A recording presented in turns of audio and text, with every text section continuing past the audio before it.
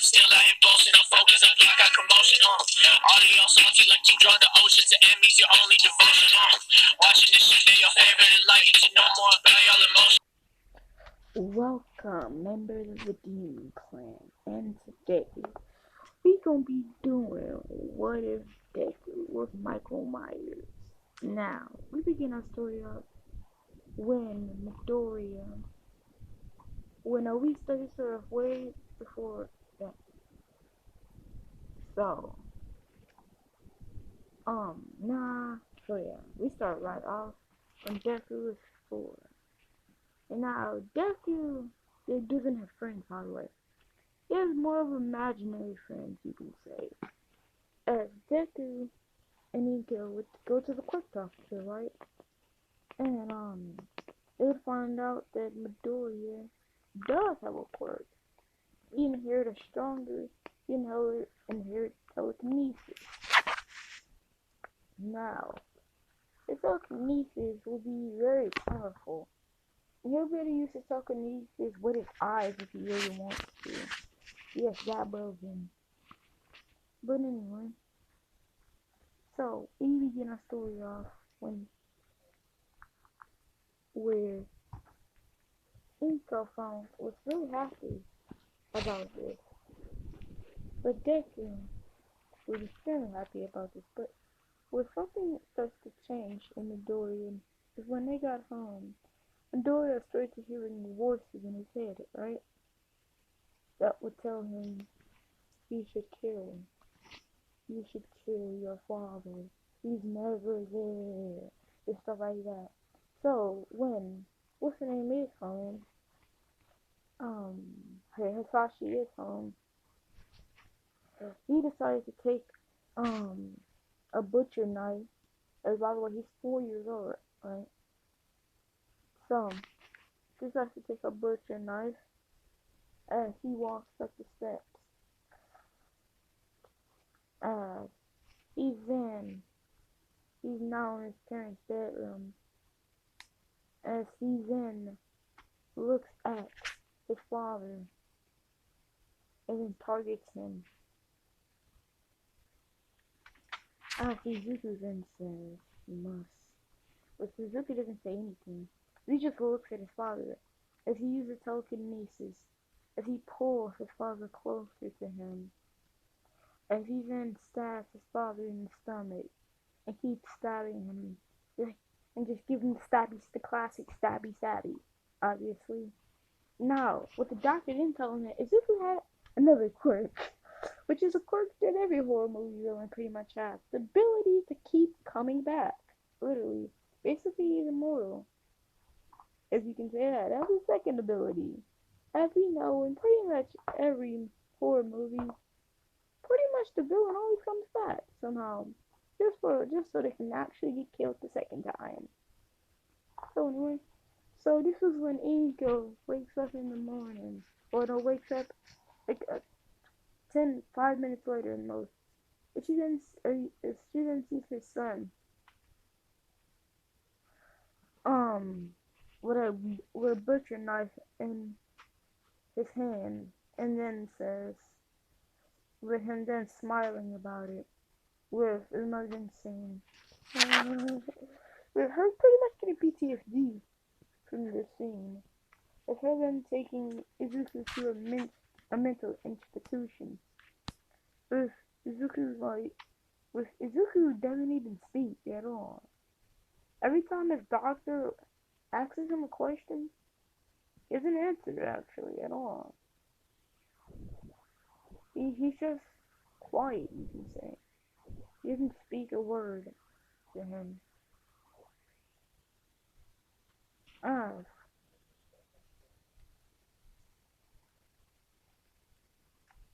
As Izuku ended up getting out. Nah, I'm okay. No, sorry. I'm gonna say this happened. So this is how he meets the ship, which you will see in a minute. So Izuku, I think it gives him a chance. I don't know, that's what we say. To redeem himself. So she decides in the summer to take him to summer camp. camp called Crystal Lake. Camp Crystal Lake.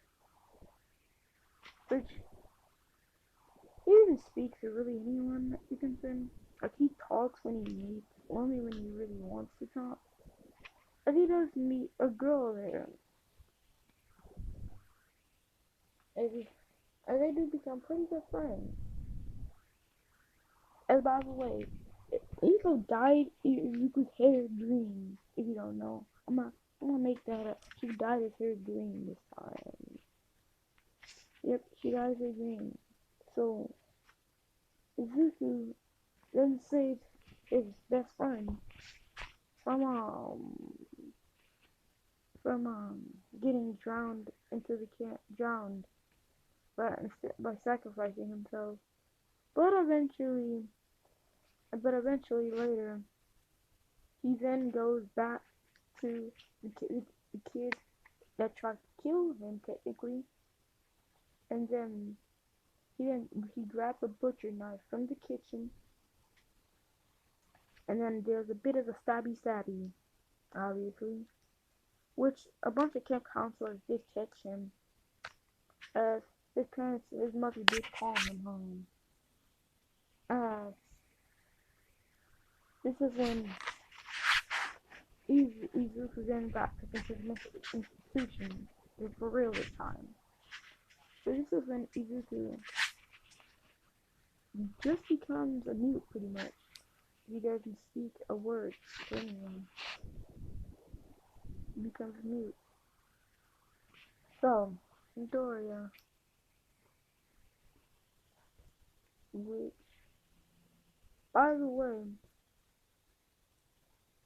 we now time skip 14 years later, as we now go to our girl protagonist, which a girl with greenish blackish hair, walking with her friends to their school, UA, as you know, they just as they just walk into the school UA, which her friends are Asako Uraraka,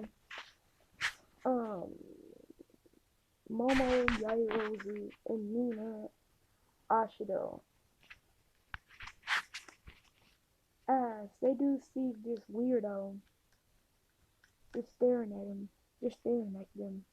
Which he's wearing, as we now go back to Midoriya's perspective, which when Midoriya has stolen this woman's car over his doctor, as he then, he ended up killing this guy, and he kills the guy first and strips him of his clothes, which that's how he gets his iconic outfit.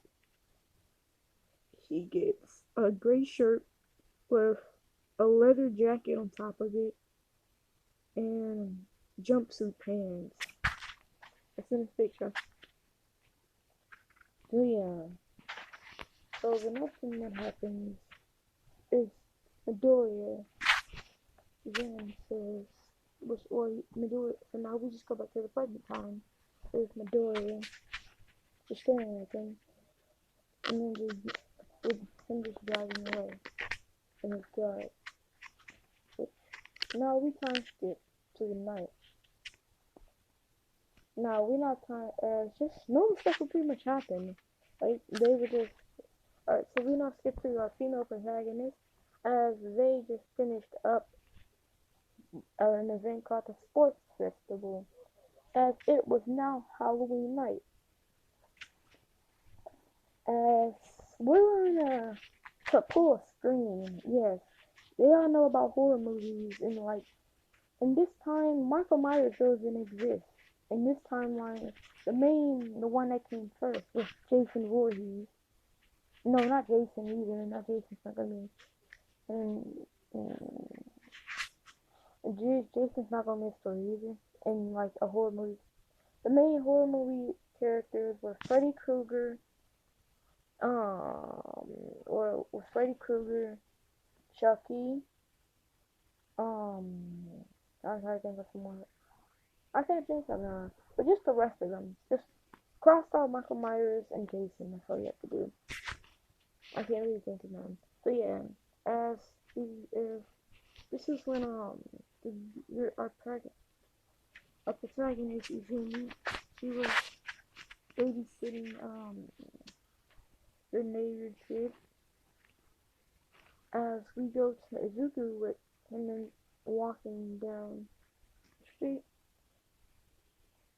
as him walking down the street, as he's in with him then opening up the door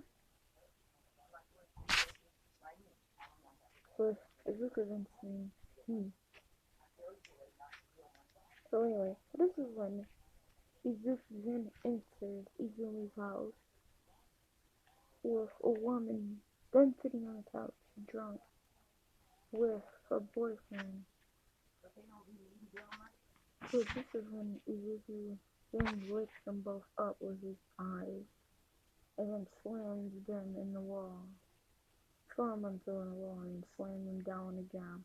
This is when Izuku then looks at the kitchen, with knives coming out, with him then looking back at him, with him then just staring right into the eyes of his mother,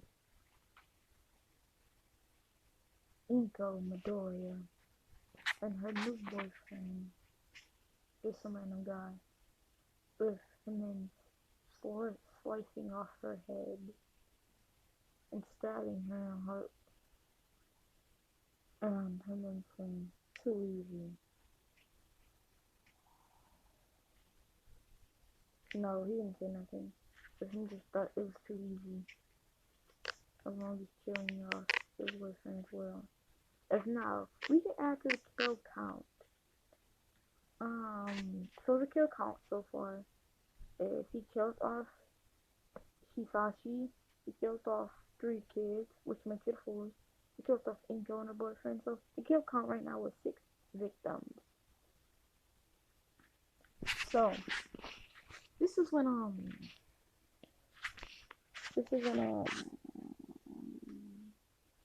let's say,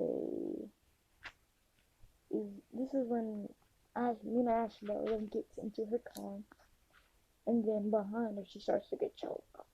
What's going on? This is when Izuku then stabs her in the throat with his butcher knife. This is when Izuku did change his name, by the way, to Michael Myers. This is when Izuku then says, not says, I'm sorry, this is kind of hard to play up a silent character. This is when Izuku just goes back to his house, takes his body back to the house, which is only to see a body, like this guy with a body. But just needs to learn how to not show his work. This is when, let's see, who else I said?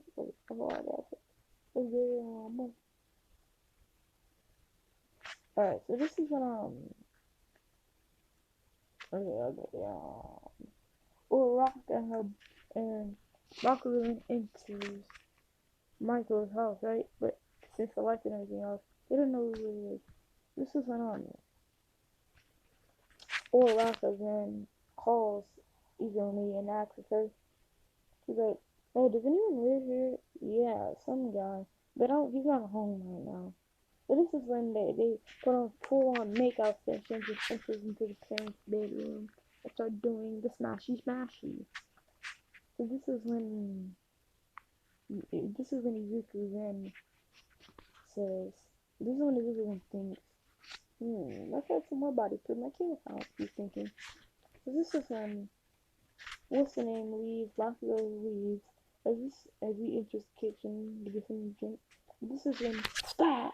This is when he rips Bakugo up by the throat, puts him on the wall, and stabs him. He stabs him in place, and just looks there, like, my work is great. Just admired in his own work.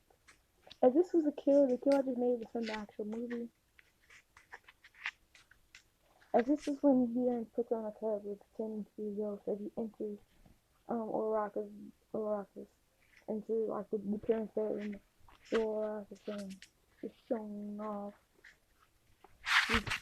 the titty.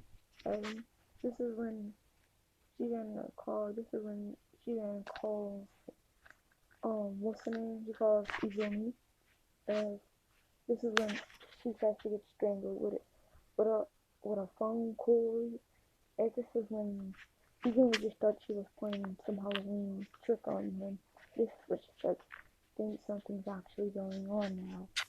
But this is when Araka then died. Okay, so we got Isashi with 3 kids, 3 boys. Then we got Angel, her boyfriend. We got Ashido. Now we got Bakugo and Araka. So the kill count is 9 so far. So yeah. So this is when what's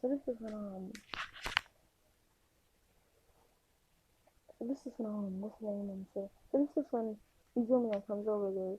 This is when she then sees a tall muscular man around the height of 6'2". This man walking forth of a big mess, they're running out, getting out to the house. This is when she then just follows her silently, just keeps walking until they enter the house, which she then tries locking the door, but he then just kicks the door down. This is, well, more like the side door down. This is when walking. This is when she stabs. This is when she's preparing, grabs, and uses her quirk on him for telling her pyrokinesis. This is when she then throws fire at him, but he just dries it off using he just walks right through it. She's like, what? This is when he then grabs her by the neck and throws her across the room.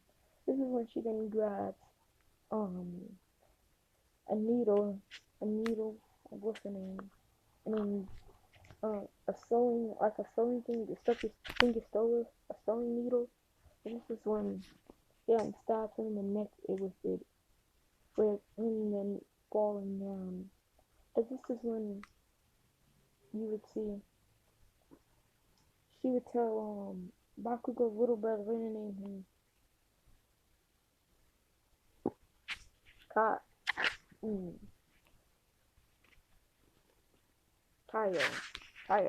This is when she tells Kyle that the monster's gone and he's dead. But this is when Kyle's like, you can't kill the boogeyman. That's a little reference to the original movie. You can't kill the boogeyman. This is when Izuku comes behind me with the needle still in his neck, and then grabbing her by the throat, punching her in the stomach, throwing her across the room once again. With all Izuku did, it was just look at the kid with Kyle running away, not trying to get killed yet. And then walking back towards Izumi, then says, and then just looks at her, with her then hiding in the closet by the one. Is he expecting her to hide there?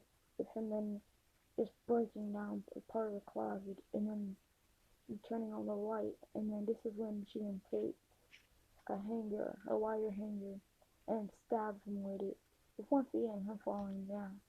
With her assuring to Kyle that he's dead. But once again, he comes right back. Of her then this time throwing a fireball at him, which him actually getting back a bit for stabbing him in the gut with his own butcher knife. As this is when we go to the doctor, which he did notice that there's just a car in. As he then noticed the kid Kyle running out of the house. As he then runs in there. This is when he does have his gun with him, his AK-47 with him. As this is when Izuku then says, this is when Izumi and Izuku are having full-on brawl. This is when Shin takes off his mask. But she sees a boy, where she sees a man with long black hair. And similar pictures features to her. This is when he puts his mask back on. This is when boom, he gets shot once. He falls back. Boom, he gets shot again. As he continues to go back, as boom, boom, boom, boom, boom, boom, gets shot 10 more times. This is when he gets shot one more time. He gets shot 11 times. He falls off the roof balcony. As this is when he's in the ashes, the bogeyman gone with with Michael's doctor replying by saying, probably. This is when, as he looks down, he sees that the body's gone. As we can get a look, as we get one last look around all the houses, as we now end the first part of the What If. 君の虜になってしまえばきっとこの夏は充実